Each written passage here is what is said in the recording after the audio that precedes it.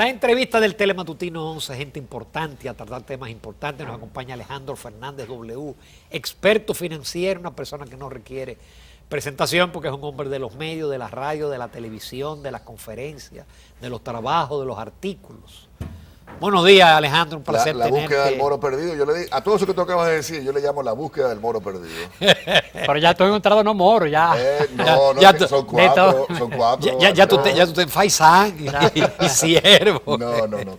Para nada, por cierto, debo decir que qué bonito verlos ustedes dos trabajando conjuntamente. Y no sé si yo aspiraría, porque quizás sería demasiado pedir, en algún momento quizás que uno de mis 4 hijos me logre acompañar en el trabajo que uno hace. Va a ser. En los medios de comunicación. Vamos a ver lo que ellos decían, pero realmente es una bendición uno poder ver esto se contagia. Vamos a ver. Yo te comentaba que conocí a un hijo tuyo brillante, Sí, jovencito, mi hijo mayor. de San Michael, óyeme. Sí. Una La eminencia. mamá tiene una genética extraordinaria. Alejandro, ¿cómo concluye el año? Yo veo que tú llevas hoy una secuencia de 2 artículos en el Diario Libre, mes por mes tú destacando los puntos más importantes en el sector financiero, en el sector de la administración monetaria y financiera. ¿Cómo tú harías un resumen del comportamiento del sector financiero? Después yo quiero que entremos a la parte de las medidas de política monetaria, pero del sector financiero. Mira, el sector financiero pues, tuvo un año medio bipolar, vamos a decirlo así. Una primera parte que se veía un poco atascado y ya luego una segunda parte, precisamente reacción a las medidas de política monetaria, que ha tratado de buscar, digamos, un poco más de aire, de actividad, de crecimiento, de dinamismo. Pero en general hay que destacar que, sobre todo lo positivo, ¿no? De que ha sido un año de mucha estabilidad. O sea, no hemos tenido ningún tipo de sorpresas, ni desagradables, ni tampoco agradables. Pero básicamente es un año de mucha estabilidad. Algo que sí me está preocupando, pero ya a grosso modo y digamos que distanciándonos de la parte del sector financiero, es lo del Bitcoin, este tema de las criptomonedas, que sobre todo a partir de mayo, junio, ha tomado un auge que a mí me preocupa de sobremanera. Todavía sigue siendo relativamente poco significativo. ¿Qué le da valor a la moneda? Porque todos los días sube. Eso Está como $14,000. No sube, todavía sube. Yo escribí un artículo en mayo que se llamaba del Bitcoin y los tulipanes. Sí. Obviamente que haciendo referencia a la primera burbuja. A la gran burbuja financiera, ¿verdad? De los tulipanes en Holanda, que creo que hay una historia famosa de un hombre que vendió una casa por un tulipán, o sea, por una flor. Entonces, pero en esa época el Bitcoin estaba como a $1,700. Señores, en 6 meses, o sea, de mayo a ahora, pues eso se ha multiplicado por 10. Ya anda por encima de los $17,000. ¿Compró a $1,000? No, imagínate, yo tengo, pero también hasta por montos menores. Eso llegó a estar por debajo de los $1,000 en el año. Y hay dominicanos comprando Bitcoin. Sí, muchísimo. Esa parte a mí me inquieta, porque realmente está dominando mucho. Como tú ves, digamos, a nivel de las redes sociales y demás, inquieta lo que es la incidencia, lo que es el interés ahora mismo de la población. Pero ya a nivel del mercado bancario, uno ha visto ciertos avances, por ejemplo, lo que tiene que ver con los pagos electrónicos, con los sistemas de pagos, cada vez más un enfoque en la parte digital, digamos, los canales y en las plataformas digitales. Todavía yo diría que de una forma tímida, porque creo que eventualmente eso se va a ir acrecentando de una manera muy Va a desaparecer el cheque, por ejemplo. Ya está casi camino a eso. En términos reales ya hay un declive muy importante. Los jóvenes no tienen cuenta corriente. Los viejos mantenemos cuenta corriente. Yo voy más allá. Hay jóvenes que no saben lo que es una cuenta corriente. De verdad te lo digo. Es que no vale la pena. Es que tampoco, ¿cuál es el punto? ¿Cuál es la necesidad pena. para esto? Ya básicamente se está manejando todo por cuentas de ahorro, tarjetas de débito y los pagos electrónicos, claro. las transferencias. Ya pocas empresas pagan en cheque ya.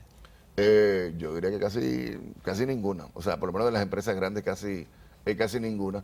Y yo recuerdo la época, cuando yo comencé en la banca, a mediados de los 90, aquí en el país, el servicio de nómina, de pago de nómina era que a algunos ejecutivos se le entregaba el cheque, y eso era como un trabajo, un servicio que el mismo banco daba, pero a otros, a la gran mayoría, digamos, de los empleados y demás, los bancos montaban microcajeros dentro de las empresas y entregaban unos sobrecitos, el monto correspondiente a lo de cada una de las personas. Señores, ese era el servicio de pago de nómina. Te estoy hablando del año 95. Ahora hay que decir que ya hace más de 20 años de eso. Alejandro, una de las facilidades actuales de los subagentes, Sí. que se anunció con mucho bombo y platillo, ¿ha tenido un efecto de reducir la informalidad como se esperaba? Yo creo que más bien tímidamente. Creo que ha mejorado el acceso, sobre todo las condiciones del acceso, que quizás hay algunas transacciones que tú puedas realizar sin tener que trasladarte, como aquí el transporte puede ser relativamente costoso. Sí. El hecho de que tú puedas realizar ciertas transacciones en la farmacia o el colmado de tu barrio, donde no hay una sucursal cercana, pues creo que eso te ayuda. Pero debo decir que la parte digital va a tender a eclipsar y casi que hacer irrelevante tanto el tema de los subagentes como hasta el mismo tema de las sucursales bancarias. Y eso es lo que ya se está viendo en mercados más avanzados, donde claramente hay digamos que se está desmontando las grandes redes que habían de sucursales bancarias. Yo estuve en Filadelfia este año y a mí me pareció fascinante entrar a una sucursal de un banco allá, donde básicamente era como si fuera un café. Y literalmente tenían una cafetería adentro, tenían unos sofás, unos muebles, porque ya tienen la inversión inmobiliaria hecha en estos espacios, en los centros de las ciudades, pero la gente no va. Entonces es una forma de tú, pues, invitarlos a que se identifiquen con tu entidad y te crean más o menos una salita como esta donde estamos nosotros, y hay como un bar donde tú puedes comprar el café y demás. Y esa es una realidad ya en Estados Unidos, y creo que eventualmente también llegaremos allá, porque la ventaja que tenemos es el acceso con todo lo de la República Digital, pero antes de eso hay que decir que ya la penetración y el acceso de las telecomunicaciones en nuestro país realmente es de clase mundial, realmente es muy, muy buena, y entonces creo que eso va a facilitar mucho ya lo que es integrarnos a la banca digital. Entonces, ¿tú estás de acuerdo que las medidas de política monetaria, es decir, la liberación de recursos del encaje legal, la disminución de la tasa de política monetaria, tuvo impacto en que la banca acelerara los préstamos y que mejorara su rentabilidad? Mira, creo que sí. Pero tú le llamas los valdesianos. Los valdesianos, cuando se hace la liberación de los... Fue ya la quinta descorche de valdesianos. Eso fue como que en el Banco Central hay una bóveda, hay una reserva de encaje legal, entonces se descorcha cada cierto tiempo. Vamos a descorchar una botella. Y esta fue la cosecha del 2017. Mira, sí, pero yo también debo decir algo. Tú también has visto mi análisis de lo de las curvas del crecimiento del crédito privado en moneda local. Y uno ve, por ejemplo, desde el 2005 a la fecha, o sea, después de la crisis en la actualidad, que hay un ciclo normal, que es natural en la economía, donde tú ves que el crédito, pues un punto muy bajo, comienza a dinamizarse, llega a su pico y luego poco a poco tiende a disminuir. Y eso yo he podido identificar por lo menos 3 ciclos desde el 2005 a la fecha. Y cada uno de esos ciclos, que se ha durado en promedio creo que unos 40. Es decir, que no fue como en el momento se atribuyó de que temor en el empresariado por la ley de lavado, la disminución del gasto por parte del gobierno. Yo lo veía sinceramente como una parte normal, ordinaria de nuestro ciclo económico. Y en efecto ha sido así también. O sea, si tú ves el ritmo del crecimiento de la economía en general en este año, estaba por debajo de lo que fue el año pasado, y por consecuente también es normal que el crédito privado también tienda a disminuir. Y eso lo hemos estado viendo. Y yo, de hecho, el central ha estado bien pues entusiasmado, que ya las medidas han tenido todo su efecto, que se han desembolsado tantos y demás. Pero cuando tú ves, en términos reales, el ritmo de crecimiento, todavía con las cifras del año pasado, se sigue viendo una ligera, digamos, caída en el ritmo de crecimiento. Seguimos creciendo. ¿Tú crees que fue que se agotó el modelo, que ya hay que olvidarse de tasas de crecimiento de 7, de 6, de 8? Yo creo que sí. Suena como que tan cliché lo de que se agotó el modelo, porque tenemos cuántos años diciendo que se agotó el modelo. Lo que yo sí creo que hay una serie importante de reformas estructurales a nivel de la economía, de lo que es nuestra sociedad, carájole, que no se terminan de aprobar ni de ¿Cómo cuáles? Muchísimas. Por ejemplo, el mismo pacto eléctrico. Para lo que sea que signifique el pacto eléctrico. Bueno, estamos hablando de que eso tiene ya más de 2 años en curso, en proceso, y todavía supuestamente se anunció que ya había terminado, y no se sabe todavía, bueno, cuándo que se va a promulgar, las implicaciones, las consecuencias que esto tendrá. Pero, por ejemplo, la ley de la reforma, la reforma de la seguridad social. Yo creo que yo escribí una serie de artículos sobre el tema de la rentabilidad de las AFPs en septiembre del año 2012, y estamos hablando 5 años y tantos meses después. Y aquí todavía se sigue discutiendo cuándo es que vamos a reformar lo de la seguridad social. Hablando de la seguridad social, tú ves al superintendente de salud, de esa parte del negocio de la CISARRIL, diciendo no, que hay toda una mafia de falsos empleadores que están defalcando el sistema, ingresando a empleados para tal. Pero eso no es una noticia nueva, eso es algo recurrente. Entonces tú dices, pero señor, bien a denuncia, pero entonces ¿dónde está la consecuencia? ¿Dónde están? Yo no he visto el primer empresario, digamos, entre comillas, preso por temas de, digamos, de elusión o de evasión a lo que tiene que ver con la seguridad social. No he visto al primero y eso realmente se le está haciendo un robo al futuro del país. La reforma del Código Laboral, un código del año, ¿qué año? Del año 91. 91, un código que ya tiene 25 años, con todos los cambios que hemos visto sobre la economía dominicana, de cuando Ramón Núñez Ramírez tenía tu edad, es otra cosa, hoy día totalmente diferente y tampoco se ha respondido a eso. Y ni hablar de lo del pacto fiscal, que uno ve ahora, digamos, análisis sueltos o comentarios con lo de la recapitalización del Banco Central. Pero es que no solamente es eso, es que todo el tema del endeudamiento, de la calidad del gasto, todo el tema de los ingresos, del gasto tributario, etcétera, etcétera. Oye, lo digo porque cumplimos 5 años ahora en el programa de radio y en el noticiero tenemos ya 10 años y a mí me toca tratar estos temas todos los días para ver qué hay de nuevo para uno llevarle a la audiencia y realmente se te hace difícil. Si no hay disponible de fondos, que hoy la prensa descubre que que este año no van a dar nada de la recapitalización, que lo que se está dando es los dineros de años anteriores. Imagínate. Atención, doctor Andrés Daguarre. Por eso tiene ya 10 años. Profesor tuyo. Sí. Eso tiene ya 10 años la ley de recapitalización de Sí, no, de hecho, ya venció el año pasado. Y nunca se cumplió, bueno, o sea, finalmente. No se cumplió en su magnitud. Casualmente yo recuerdo, como pasa el tiempo de nuevo, en enero de este año, cuando hubo una primera rueda de prensa del gobernador del Banco Central, estaba al lado del ministro de Hacienda, yo vi mi oportunidad perfecta. Y dije, bueno, ya que lo veo junticos a los dos, cuénteme entonces, la ley venció el año pasado. Sí. ¿Para cuándo algo sobre esto? Y dijeron, no, ya los técnicos lo están trabajando, eso lo vamos a estar presentando este año.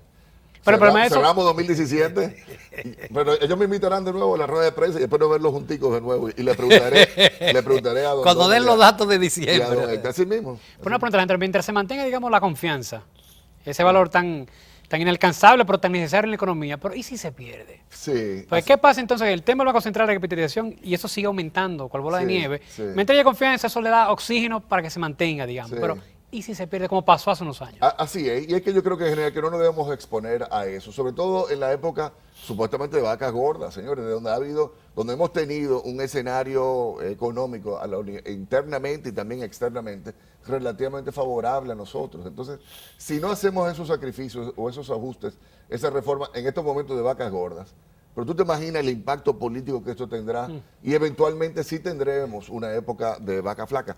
Probablemente para el 70%. Tenemos el mejor de los escenarios internacionales para hacer pero por reformas. mucho. Entonces, lamentablemente, la audiencia que nos ve, el 70% dice, no, ¿de qué vacas gordas que tú estás hablando, Alejandro? Eso, sé que siempre es algo que está cuesta arriba uno hacerle entender a la población esto. Pero es una realidad. O sea, desde el punto de vista de una devaluación de un 3%, olvídate de las mediciones del PIB o de la inflación, pero observable, una devaluación de un 3%.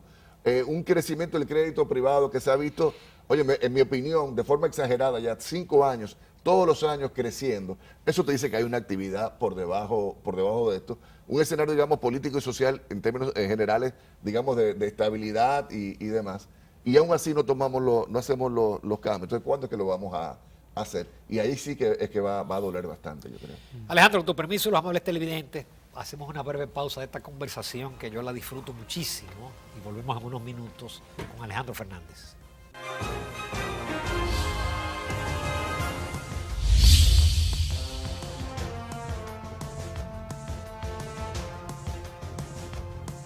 Seguimos esta interesante entrevista con el econodivo Alejandro Fernández, el W. ¿Cuáles son las perspectivas para el próximo año en términos económicos? Yo pienso que van a ser buenas. Pienso que sobre todo para la segunda parte del año que viene vamos a tener un poquito más de certidumbre. Creo que ya el ajuste que yo visualizo que podemos estar viendo en el nivel de actividad ya irá culminando para estos meses y quizás los primeros meses del 2018. Pero ya luego a partir de ahí pienso que debemos retomar el camino, digamos, de crecimiento. El gobierno también ha anunciado que va a ser el año donde más obras se van a estar entregando, inaugurando, etcétera. Creo que eso también le dará un empuje importante. Recordemos que el sector construcción fue de los sectores más afectados en este año en lo que tiene que ver con el nivel de actividad económica. Y eso viene por dos lados, yo creo. Por un lado, que el 2016, sobre todo en el primer semestre, que fue un periodo preelectoral y demás, realmente hubo un gran boom, un gran incentivo en el sector construcción que no se vio este año porque el gobierno fue bastante más modesto en lo que tiene que ver con la ejecución del gasto de capital, pero me imagino que pretenderán retomarlo en el transcurso del 2018 y eso creo que nos puede dar un empujón porque fue un año, y los cementeros lo dijeron, las cementeras creo que hace un par de semanas lo dejaron saber, ¿verdad? Que a pesar de todos los esfuerzos y lo que se hizo, básicamente las ventas de cemento se quedaron estancadas en el 2018, en el 2017. Y de hecho un análisis reciente de la DIE, de los generadores eléctricos, donde hablan que este año el nivel, digamos, de consumo de electricidad se mantuvo estancado en relación al año pasado, cuando en general uno ve un crecimiento como de 5% en lo que es la cantidad, digamos, de gigavatios que se consumen en nuestro país. También creo que puede ser indicativo de que este fue un año relativamente, digamos, de un crecimiento tímido. Y ojalá que para el año que viene logre recuperarse. Alejandro, la mayoría de nuestras normas y reglamentos monetarios y financieros datan de la crisis del año 2003-2004. Muchos han sido modificados, inclusive recientemente fue modificado el reglamento de evaluación de activos. ¿Tú crees que amerita una revisión total, que hay que flexibilizar las normas o que conviene mantenerlas como están? Yo pienso que hay que adecuarlas y que hay que revisarlas, digamos que calibrarlas y ver lo que está funcionando y lo que no. El REA creo que era importante hacer las adecuaciones que se hicieron.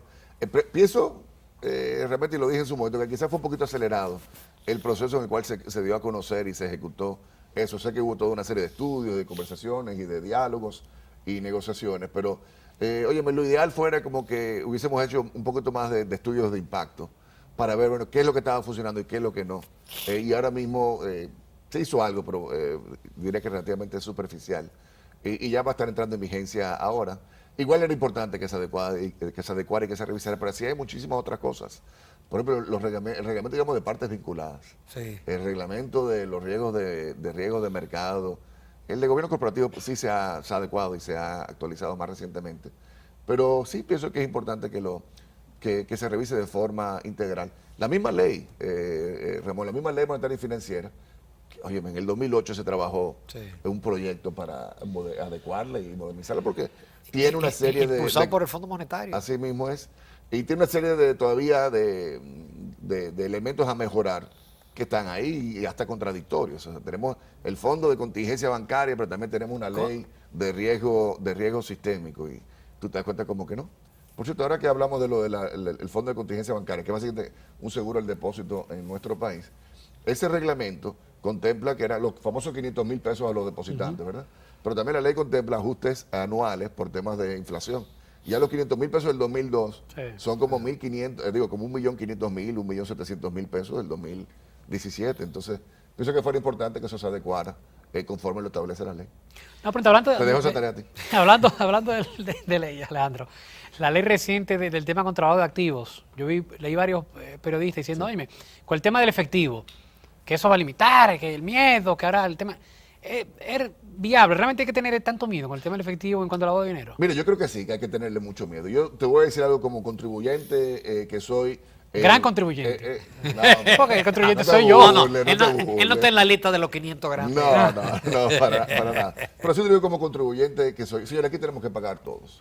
Y yo sé que es algo que le cae muy mal a la gente, sobre todo cuando tú ves que la corrupción ya es el elemento número 2 que más preocupa en la población. Y precisamente para que podamos exigir y demandar en torno a temas de transparencia y temas de corrupción, también tenemos que cumplir con la cuota que nos corresponde a nosotros. Imagínate tú qué contradictorio fuera que yo esté criticando los temas de corrupción, pero que luego yo sea un evasor.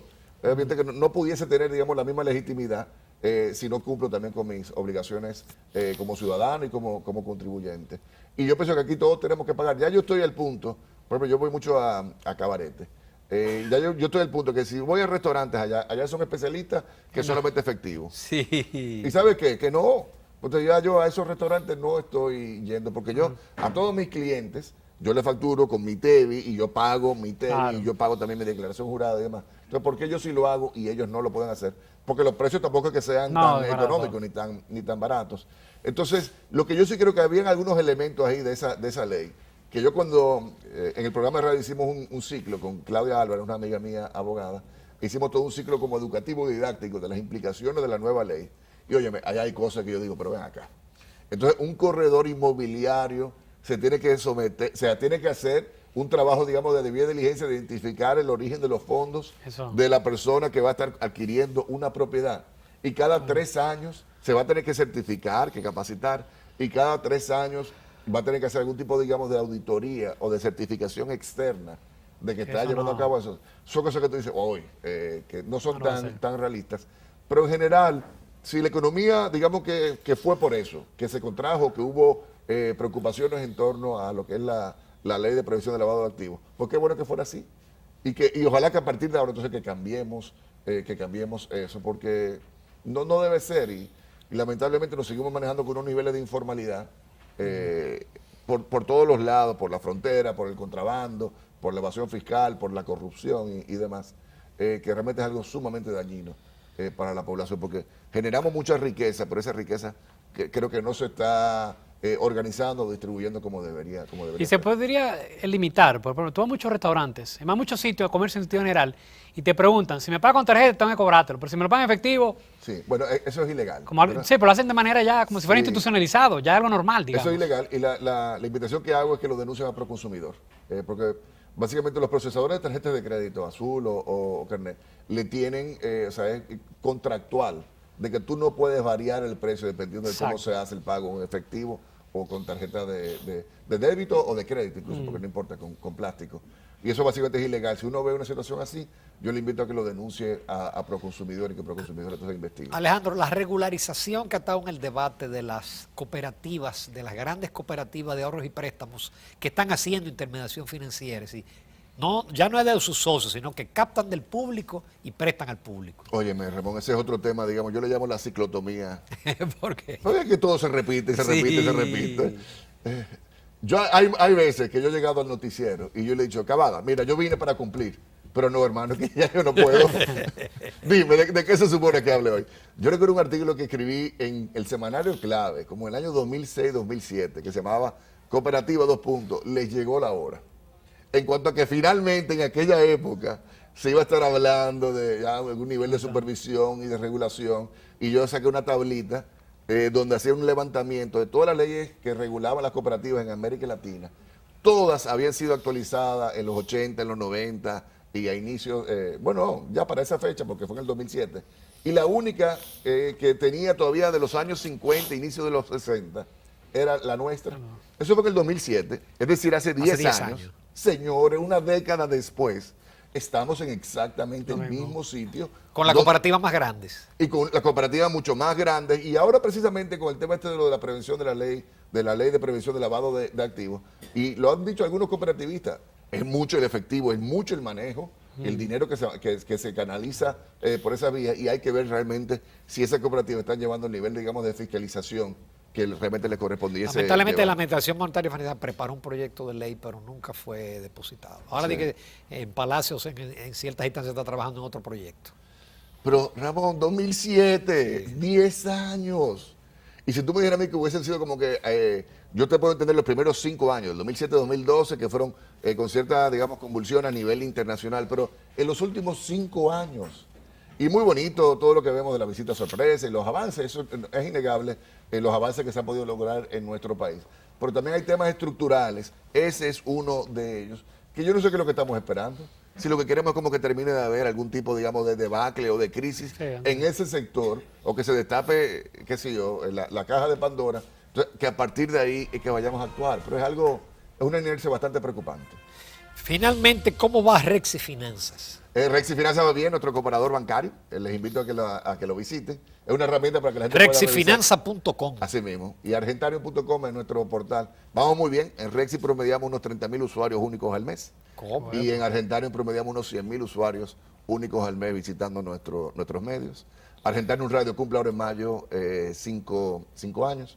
Cumplí ya 10 años ahí vi el spot ahorita en Telesistemas, en Telenoticias. Y la columna también cumplió 2005 a la fecha, 12 años tenemos ya en este medio. Así que Diario Libre. te estoy alcanzando, Núñez Ramírez.